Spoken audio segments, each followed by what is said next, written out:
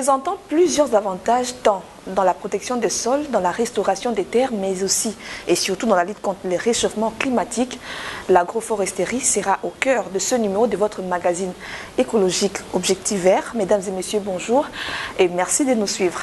Pour en savoir plus, je vous invite à découvrir les détails, c'est dans les sommaires.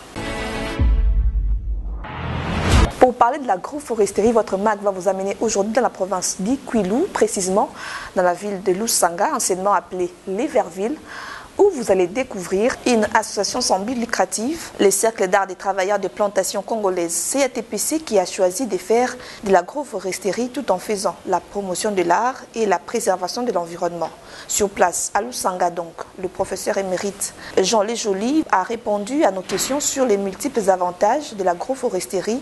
Dans un autre chapitre, vous allez suivre l'urgence de changer nos habitudes pour stopper les impacts négatifs des changements climatiques.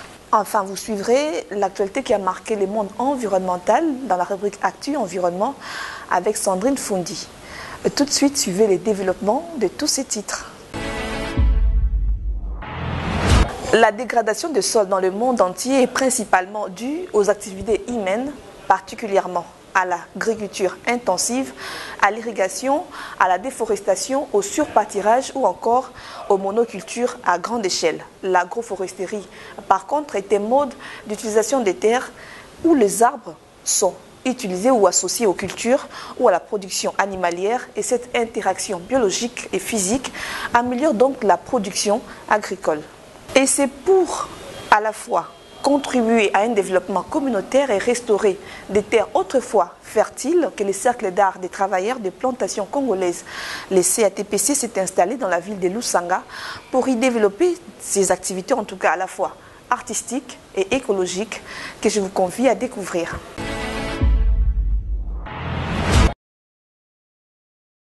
Nous sommes dans la ville de Lusanga, dans la province du Kwilu, une ville de près de 20 000 habitants. Autrefois Leverville, en raison de l'omniprésence du géant Unilever. On peut jusqu'à ce jour y trouver les vestiges d'une infrastructure typique de l'époque coloniale à son apogée jusqu'à ce que tout bascule. Et pour cause, l'appauvrissement de sol en raison de la surexploitation monoculturelle du palmier à huile.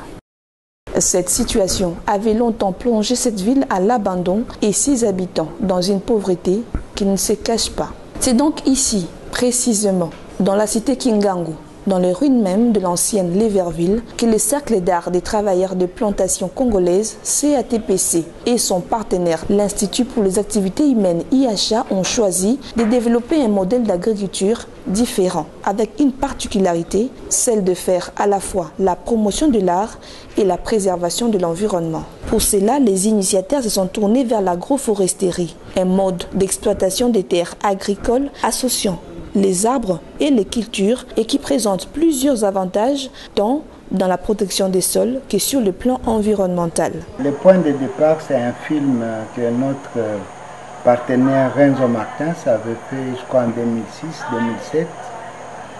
Il a pu intituler Enjoy Poverty, avec un titre assez provocateur, mais en réalité, dans le film, Renzo a montré le paradoxe de l'extrême pauvreté dans les plantations de palmiers à huile, pendant que les grands producteurs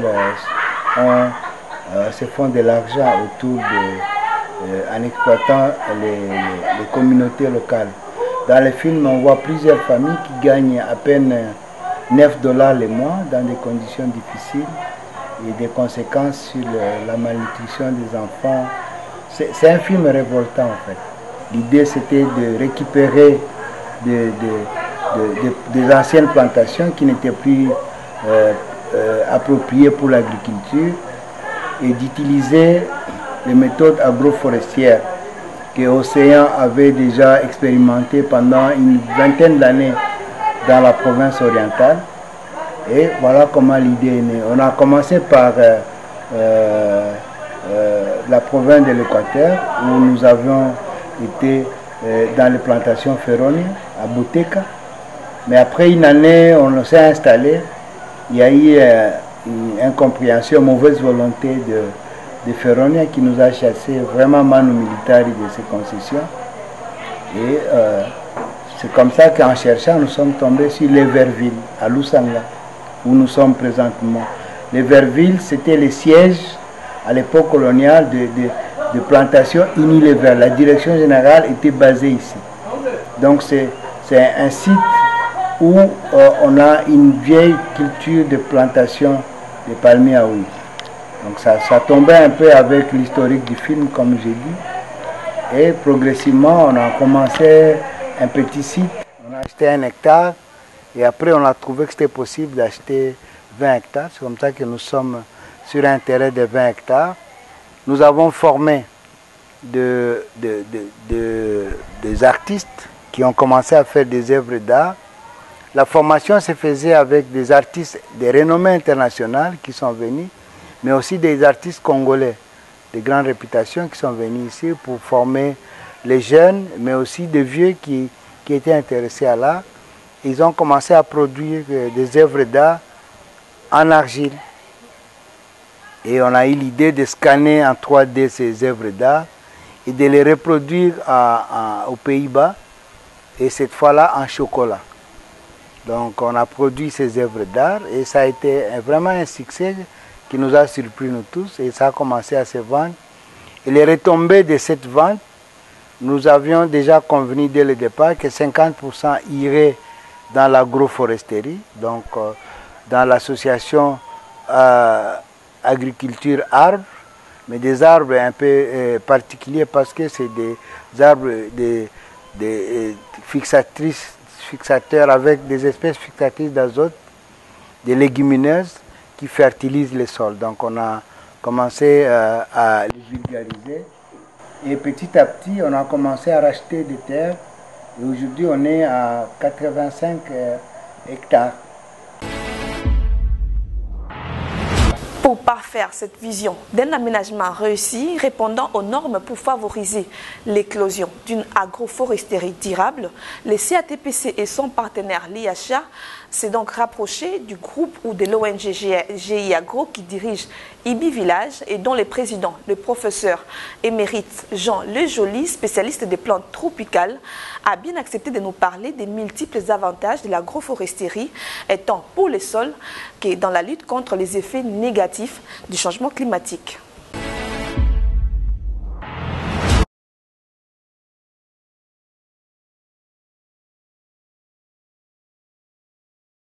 L'agroforesterie est une méthode culturelle qui associe les arbres aux cultures vivrières.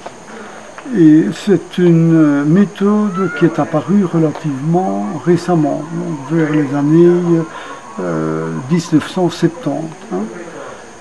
Et donc, c'est apparu principalement dans le cadre du développement durable des cultures vivrières. On s'est rendu compte pendant jusqu'en 1970-80 que quand on produit du manioc, après 3-4 ans, le manioc ne pousse plus bien. Et on doit commencer à mettre des engrais. Les engrais ne sont pas toujours accessibles aux paysans. Et finalement, on a trouvé une combine, je dirais, avec les arbres qui ont été d'accord de pousser, soit en même temps que le manioc, mais en laissant de la place pour le manioc, soit en suivant les cultures de manioc pour régénérer le sol, et puis c'est de la place au manioc pendant 2-3 ans, puis on remet des arbres.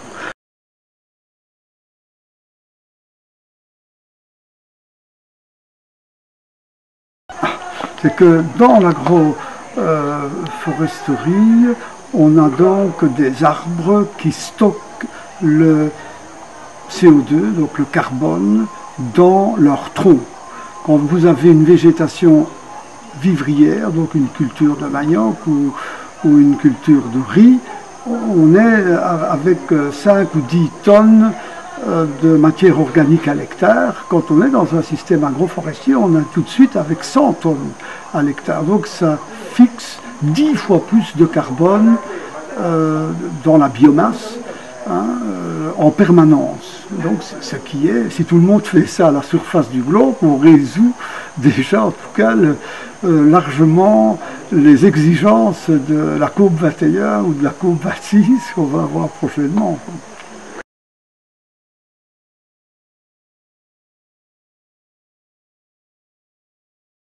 Le système agroforestier permet de conserver beaucoup de plantes, d'insectes, d'oiseaux dans le système multi-étagé qui accompagne les cultures vivrières. Et alors nous, en fait, c'est un système qui est quand même semi-intensif, c'est-à-dire qui permet de produire beaucoup plus que dans la culture sur brûlis ou itinérante sur brûlis. Et donc ici, on peut se dire qu'on a des hectares de forêt dense qui vont pouvoir être conservés à côté des zones de mise en culture agroforestière.